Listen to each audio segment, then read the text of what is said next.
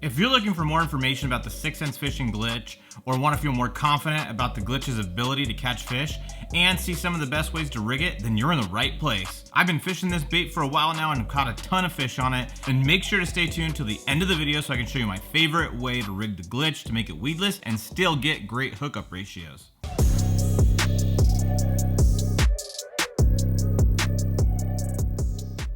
For anybody new, I am Matt Luna. In today's video, we're gonna be checking out 4 different ways to rig up the 6th Sense fishing glitch drop shot bait. It's one of my favorite baits out there right now for the drop shot. In today's video, you're gonna see underwater footage of these different ways to rig it up, and also fish catches to give you a little bit more confidence out there on the water as well. And after watching this video, if you guys wanna get some of these baits for yourself, head over to the 6th Sense fishing website, 6thsensefishing.com, and make sure to use my discount code LUNA10. And I'm also gonna put a product list of my favorite drop shot tackle down in the description of today's video as well. Make sure to stay till the end of the video because I'm going to show you my favorite trick to keep this bait extremely weedless but also have great hookup ratios. The first way we're going to talk about rigging up the 6th Sense glitch drop shot worm is nose hooking it. Now there's 2 different ways to nose hook a bait. The first one is directly through the nose, and then one that goes right into the body of the bait and barely comes in contact with the nose of the bait. This is going to give you the best action. It's definitely not going to be weedless. It's going to give you a great hookup ratio, but you don't want to be using too big of a hook because it's going to overpower that worm. Those fish might see it and they might get spooked because it's unnatural. Now with this bait in the water, you can see how free it is, how much natural movement there is, how much gap you have in that hook. This thing will definitely catch fish when this hook is directly through the nose of that bait. Now when the nose hook is through the body and just barely coming in contact with the tip of that 6th Sense glitch drop shot bait, you're gonna have to give it a little bit more of a hook set than you would with a completely exposed hook, but these are still both considered nose hooking methods. But this second version still going to give you great action, still going to give you a lot of natural action, but you are going to have to give it a little bit more of a hook set to make sure that that hook truly comes through and you get a good hook in that fish. There we go. There we go.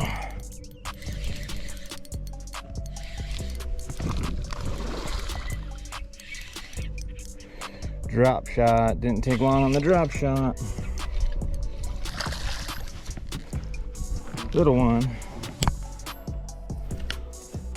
Little glitch action. That thing just catches them when it's tough, guys. When you're nose hooking this bait and you're gonna go right through the bottom of this worm and you're gonna take that hook point, go directly up through the head and out, and then that bait is just gonna sit there on the hook with ton of natural movement. Now the second way that you're gonna rig this for a nose hook presentation is you're gonna go about 1/4 to 1/2 inch back in the bait and go about halfway down into the body of your worm. Don't come through the top. You're gonna keep the hook point inside the worm and you're gonna just go straight towards the head of that worm, and you want that hook point to go directly to the very, very tip of the nose of this bait. The next rigging technique that we're going to be talking about is an exposed hook. With an exposed hook, you're going to be threading this 6th Sense glitch onto the shank of the hook, and you're going to have that hook point exposed out of the middle of the bait. That hook's going to come out the top of the bait, and you're going to have a good portion of that hook outside of the bait. Going to allow you for great hookup ratios. You're going to lose a little bit of action because of the amount of hook that is still inside, making the front end of this bait nice and rigid. You're going to have great hookup ratios. It's going to be great also when the fish are short striking because there's going to be a little bit less bait for them to chew in order to get that hook inside of their mouth.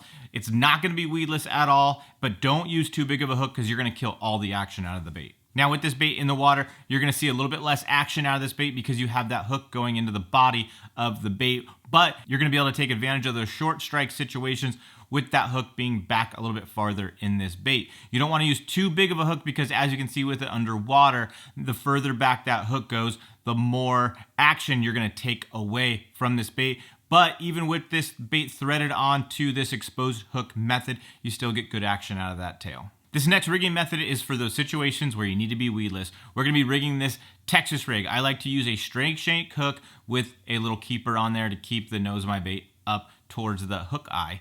I like to use this around my lakes here at home because I fish a lot of brush, I fish a lot of cover, and I need to have that drop shot weedless. Some people can get away with fishing that drop shot with the exposed hook.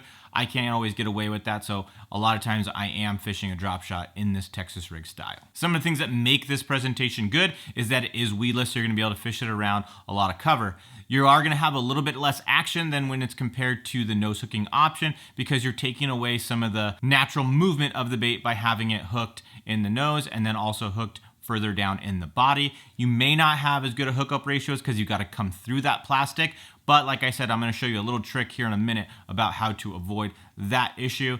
And then also you can't use too big of a hook with this presentation either because as you can see with it underneath the water, you're going to be able to overhook this bait and take away a lot of action because the further that hook point goes back into the body of this bait, the less action you're going to be able to have out of this small worm.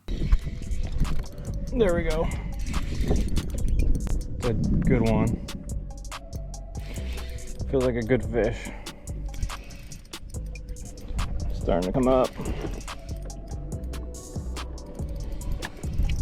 Oh no, it's a good bass. It's a good bass.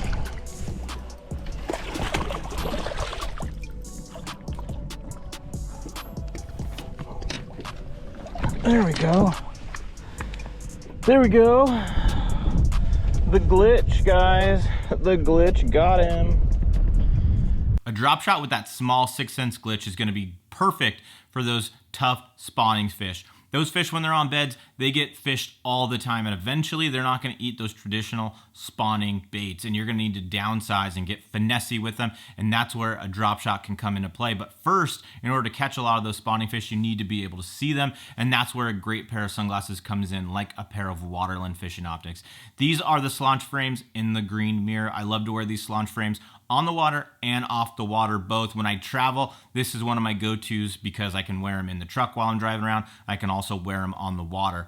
Waterland's hooked you guys up with the discount code. It is Luna15. So if you're going to go over to the Waterland website and pick up a great pair of sunglasses like you should, make sure to use my discount code Luna15 so you can save you 15% off. That's waterlandco.com. Use discount code Luna15. One of the common things that I've been mentioning throughout all these different rigging options is to not overhook your baits.